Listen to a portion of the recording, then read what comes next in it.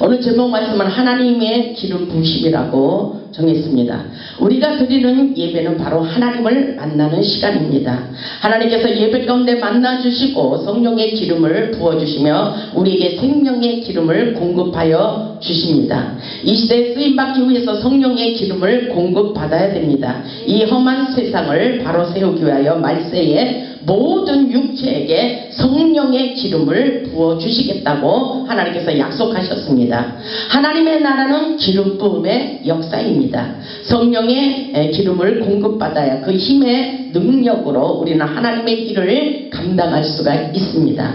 그리고 세상을 이기며 나아갈 수가 있습니다. 그렇기 때문에 사도행전 10장 38절을 보면 하나님이 나사렛 예수님에게도 성령과 능력을 기름 붓듯 하셨음에 그가 두루 다니시면서 선한 일을 행하시고 마귀에게 눌린 모든 사람을 고침받게 하셨다고 말씀하고 있습니다. 이는 하나님이 함께 하셨음이라고 말씀하고 있습니다. 하나님의 역사는 성령의 기름 부으심의 역사라고 볼 수가 있습니다. 성령의 기름 부음을 받지 않고는 하나님의 기름 부은 종이 될 수 없다는 것을 우리는 본문을 통해서 깨달아 보겠습니다. 우리 안에 성령이 역사하지 않으면 악령이 우리를 지배하는 경우가 있다는 것을 깨달아야 됩니다. 하나님께서 쓰시던 사울을 보면 알 수가 있습니다. 하나님의 말씀에 불순종함으로 하나님께서 사울을 버렸다고 말씀하고 계십니다. 사무엘상 15장 10절을 보면 이런 말씀이 있습니다.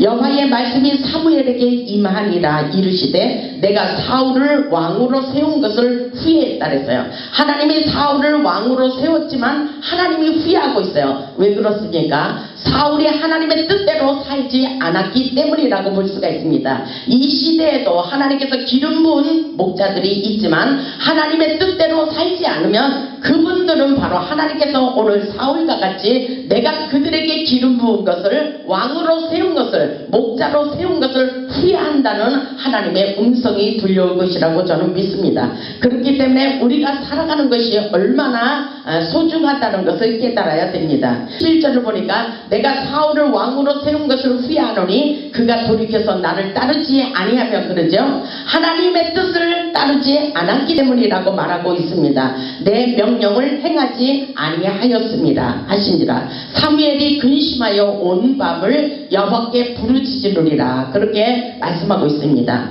온 밤을 여호와 하나님께 부르짖으며 통곡하며 기도했다는 사실을 우리는 사무엘의 마음을 볼 수가 있습니다.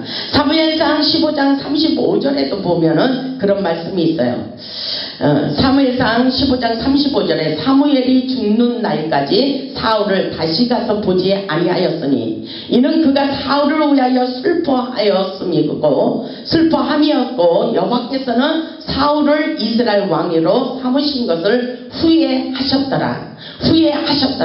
우리가 살아가는 인생의 목적이 바로 하나님께서 우리를 부르신 그 사명을 위해서 사는 것이라고 볼 수가 있습니다. 하나님의 부르심 가운데 사명을 감당하지 못하는 것을 하나님께서 후회하신다는 그런 생각이 들어갔습니다. 하나님께서 사울 왕을 세우신 것을 후회했다고 했어요. 하나님의 마음을 후회할 수 있도록 하는 것은 우리가 잘못된 길을 가고 있다는 것을 볼 수가 있습니다. 우리는 하나님의 뜻대로 여호와 하나님만을 기뻐하는 삶을 살아야 된다는 것을 본문을 통해서 철저하게 깨닫기를 원하고 있습니다. 우리는 하나님의 뜻을 생각하며 하나님의 마음을 아프게 하는 종이 되어서는 안 된다는 것을 본문을 통해서 깨달을 수가 있습니다. 오늘 본문을 보면 하나님께서 쓰시는 기름 부은 종은 아무나 세우는 것이 아님을 깨달아야 됩니다. 오늘 본문의 말씀을 보면서 우리도 말씀을 통하여 예배 가운데 성령의 기름 부으심이 우리 안에 넘쳐나기를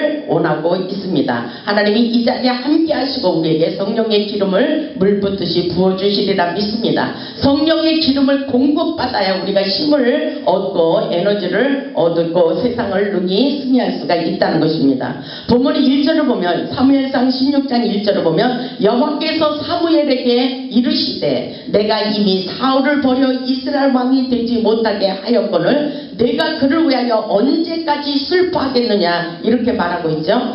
사무엘에게 하나님께서 말씀하시는 것입니다. 하나님이 사울 왕을 세운 것을 후회했다고 하는데도 불구하고 사무엘은 가슴이 아파서 사울을 생각하면서 있기 때문에 하나님께서는 사울의 마음을 알고 사무엘이 그렇게 슬퍼하는 마음까지도 하나님께서 기뻐하지 않았다는 것을 볼 수가 있습니다. 왜냐하면 본문 1절 하반절에 내가 그를 위하여 언제까지 슬퍼하겠느냐 그렇게 말하고 있죠. 너는 불에 기름을 채워가지고 가라 이렇게 하나님께서 말씀하셨어요.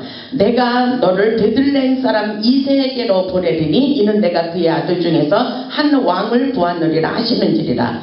사울 다음에 다른 왕을 세울 것을 하나님께서 사무엘에게 말씀하시는 것이라고 볼 수가 있습니다. 하나님이 사울을 패하시고 다윗에게 기름을 부어주시기를 원하셨던 것을 볼 수가 있습니다. 너는 빨리 가서 불에 기름을 채워가지고 가라.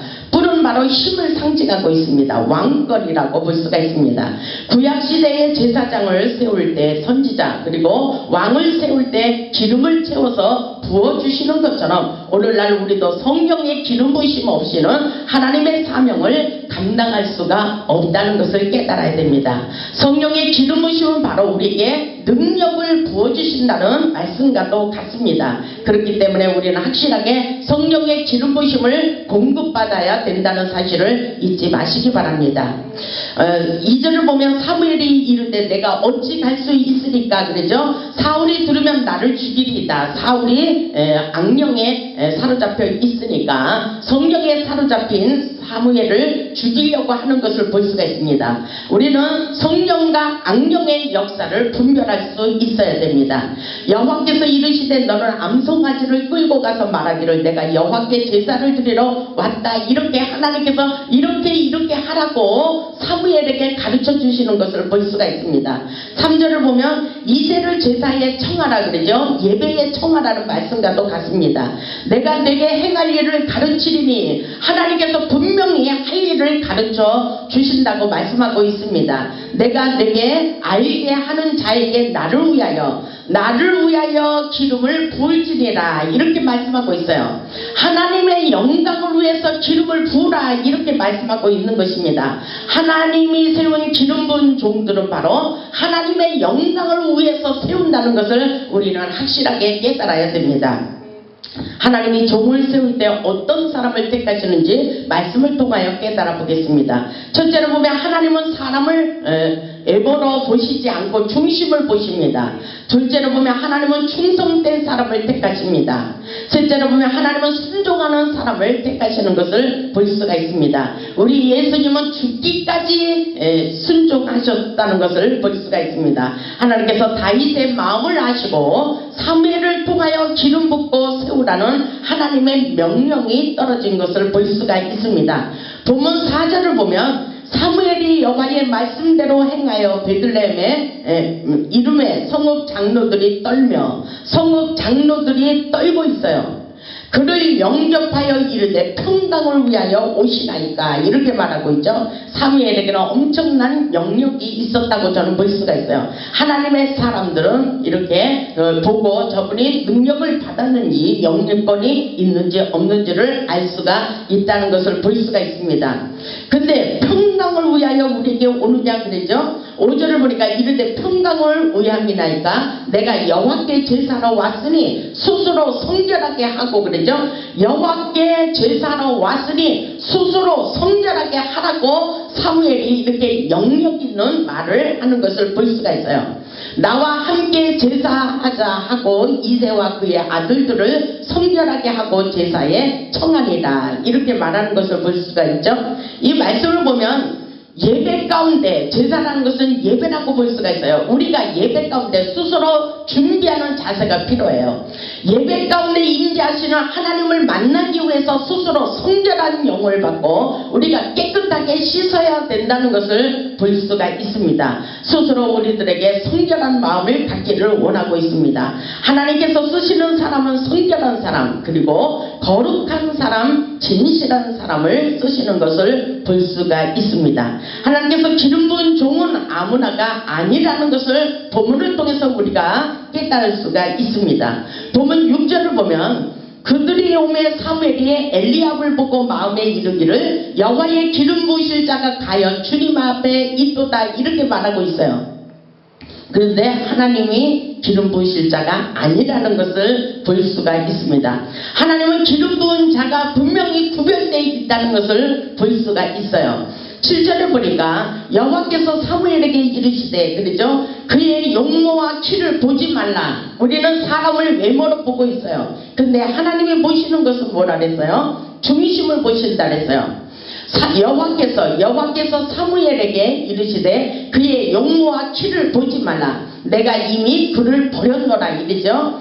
내가 보는 것은 사람과 같지 아니하니 사람은 외모를 보거니와 나 여호와는 중심을 보시느니라 이렇게 말씀하고 있어요. 그러니까 하나님의 사람이 보는 눈이 다르고 육신적인 세상 사람이 보는 눈이 다르고 하나님이 보는 눈이 다르다는 것입니다. 우리는 모든 것을 외모로 보는 것이 아니라 그들의 중심을 볼 수 있는 영안에 예리한 통찰력을 가질 수 있기를 주님의 이름으로 축원합니다. 외모를 보지 말고 중심을 보시는 하나님의 뜻대로 기름 부어 세우라는 하나님의 명령인 것을 우리는 깨달아야 됩니다. 근데 오늘날 외모를 보시는 사람들이 너무나도 많아요. 목사님이 잘생기고 그러면 좋아하시는 성도님들이 너무나도 많이 있습니다. 하나님은 그런 하나님이 아닙니다. 외모를 보시는 것이 아니라 중심을 보신다는 사실을 깨닫고 영안을 열어서 그들의 심령의 중심을 볼 수 있는 영안의 예리한 통찰력이 우리에게 필요하다는 사실을 깨달을 수 있기를 바랍니다. 본문 8절을 보면 이새가 아비나답을 불러 사무엘 앞을 지나가게 했어요. 사무엘이 이르되 이도 여호와께서 택하지 아니하셨느니라 그렇게 말하고 있는 것을 볼 수가 있습니다. 우리는 하나님의 흐름을 알아야 돼요. 영적 흐름을 분별할 수 있어야 됩니다. 9절에 보니까 이새가 산마로 지나가게 하며 사무엘이 이르되 이도 여호와께서 택하지 아니하셨느니라 이렇게 말하죠. 하나님의 기름 부은 종이 따로 있다는 것입니다. 그래서 기도하는 사람들은 저 사람이 하나님의 사명자야 이렇게 주의 종들을 많이 발탁하는 것을 볼 수가 있어요. 저에게도 그런 사명을 하나님께서 주셨습니다. 그래서 저를 통해서도 주의 종들을 많이 세웠습니다.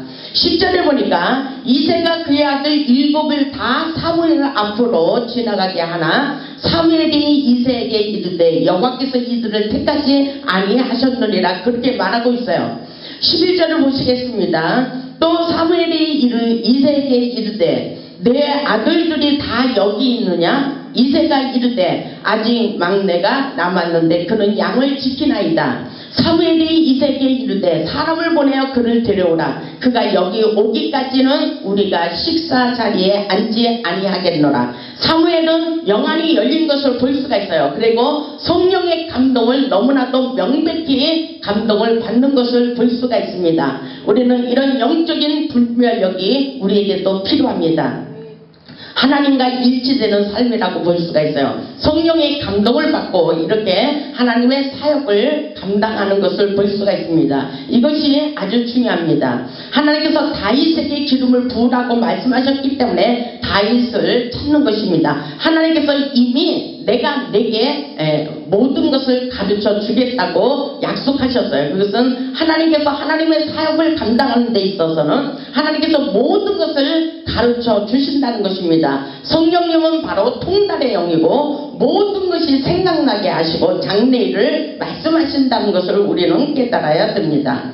12절에 보니까 이에 사람을 보내어 그를 데려오매 그의 빛이 붉고 눈이 빼어나고 얼굴이 아름답더라. 여호와께서 이르시되 이가 그니 일어나 기름을 부으라 하시는지라 그렇게 말하고 있죠. 바로 하나님이 세운 종이 따로 있다는 것을 우리는 구별할 수 있어야 됩니다. 다윗이에요. 이 본문 12절에 나오는 장면의 사람이 바로 다윗이라고 볼 수가 있습니다. 다윗은 그의 빛이 붉고 그랬어요. 그의 빛이 붉고 눈이 빼어나고 눈이 예리하다는 것입니다. 눈이 빼어나고 얼굴이 아름답더라. 여호와께서 이르시되 이가 그라고 가르쳐주고 있잖아요. 그렇게 하나님이 가르쳐 주십니다. 일어나 기름을 부으라 이렇게 하나님께서 가르쳐 주시는 것입니다. 바로 이런 역사를 우리도 경험하고 주님의 목회자를 아무나 세워서는 안 된다는 것을 본문을 통해서 우리는 깨달아야 됩니다. 본문 13절을 보겠습니다. 사무엘이 기름불병을 가져다가 그의 형제 중에서 그에게 부었더니 이날 이후로 다윗이 여호와의 영에게 크게 감동되니라. 아멘. 이날 이후로 다윗에게 어떤 역사가 일어났어요? 여호와의 영이 크게 감동되니라. 성령의 능력을 충만히 받았다는 것을 우리는 깨달을 수가 있습니다. 아멘. 성령의 기름 부심을 바로 성령의 충만하고 능력이라고 볼 수가 있습니다. 아멘. 다윗이 여호와의 영에게 크게 감동되니라. 사무엘이 떠나서 라마로 가니라. 기름을 붓고 사무엘은 떠나고 다윗이 그 사명을 감당하는 것을 볼 수가 있습니다. 14절을 보니까 우리 14절을 한번 크게 읽겠습니다. 시작. 여호와의 영이 사울에게서 떠나고 여호와께서 부리시는 악령이 그를 번뇌하게 한지라. 이 말씀이 아주 중요해요. 사울에게 여호와의 영이 떠나니까 어떤 영이 역사하고 있어요?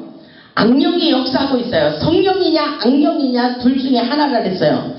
보니까 사울에게 있던 여호와의 영, 사울에게도 하나님의 영이 함께 하셨던 적이 있습니다. 근데 사울에게 하나님의 영이 떠났던 것은 왜 그렇습니까? 하나님의 뜻에 살지 않았기 때문입니다. 하나님의 말씀대로 살지 않았기 때문에 여호와의 영이 그에게서 떠났다는 사실입니다. 하나님의 영이 떠나니까 여호와께서 부리시는 악령이 그를 번뇌하게 하는 것을 볼 수가 있어요. 그렇기 때문에 우리는 하나님의 성령으로 사로잡히는 것이 아주 중요합니다. 아멘. 하나님의 성령이 사로잡히지 않으면 우리에게 낙심이 온대요. 낙심하고 절망하고 고통 속에서 우리는 날마다 나쁜 생각을 하게 합니다. 두려워하게 합니다. 이것은 성령이 아니라 악령이라는 것을 볼 수가 있습니다. 아멘.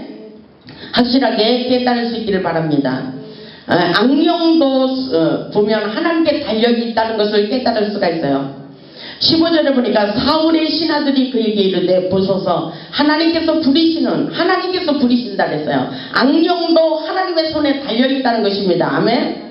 15절에 그렇게 말씀하고 있잖아요. 사울의 신하들이 그에게 이르되 보소서 하나님께서 부리시는 악령이 왕을 번뇌하게 하온즉 그러죠. 분별의 영이 있다는 것입니다. 아멘. 하나님의 신이 떠나면 악령의 역사가 일어나고 있다는 것입니다. 16절에 보니까 원하건대 우리 주께서는 당신 앞에서 모시는 신하들에게 명령하여 수금을 잘 타는 사람을 구하게 하소서 그러죠. 하나님께서 부리시는 악령이 오늘 15절에도 하나님께서 부리시는 악령, 14절에도 여호와께서 부리시는 악령, 16절에도 그렇게 말씀하셔요.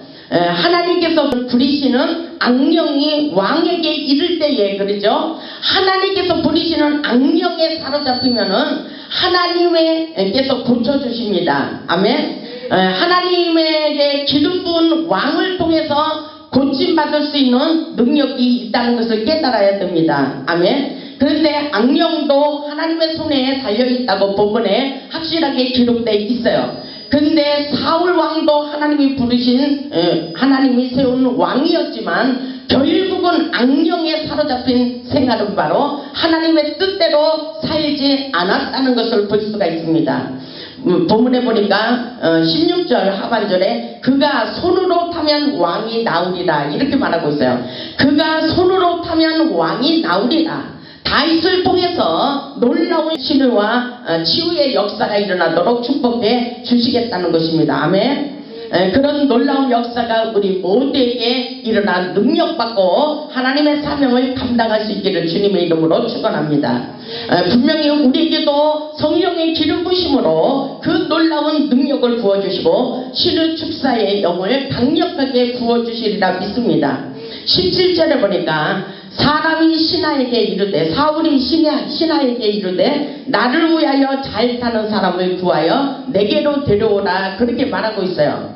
18절에 보니까 소년 중 한 사람이 대답하여 이르되 내가 베들레헴 사람 이새의 아들을 본즉 수금을 탈 줄 알고 용기와 무용과 구변이 있는 준수한 자라 여호와께서 그와 함께 계시더라 하더라. 아멘.